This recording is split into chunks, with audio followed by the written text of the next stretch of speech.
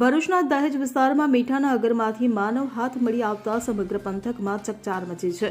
દહેજ પોલીસે બિનવારસી હાથનો કબજો લઈ તરત જ તબીબી પરીક્ષણ માટે મોકલી આપ્યો છે.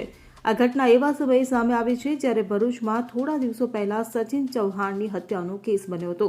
સચિન ચૌહાણના મિત્ર શૈલેન્દ્રસિંહ ચૌહાણે તેની હત્યા કરી લાશના 9 ટુકડા કરી નાખ્યા હતા. આરોપીએ માનવ અંગો ભોલાવ જીઆઈડીસીની ગટરમાં ફેંકી દીધા હતા. પોલીસે હાલમાં મળેલા માનવ અંગની ઓળખ માટે તપાસ શરૂ કરી છે. સાથે જ તેના વાલી વારસોની શોધખોળ પણ ચાલુ છે. પોલીસ આ હાથ કોનો છે અને અહીંયા ક્યાંથી આવ્યો છે તે દિશામાં તપાસ કરી રહી છે. આ કેસ નવી મર્ડર મિસ્ટ્રી તરફ દોરી જાય તેવી શક્યતા પણ નકારી શકાતી નથી. જીતુ રાણા સાથે CN24 ન્યૂઝ, ભરૂચ. હવે જુઓ દેશ દુનિયાની તમામ ખબરો તમારી આંગળીના ટેરવે. ઉઠાવો મોબાઈલ અને Google Play Store પરથી ડાઉનલોડ કરો અમારી CN24 ન્યૂઝ મોબાઈલ એપ.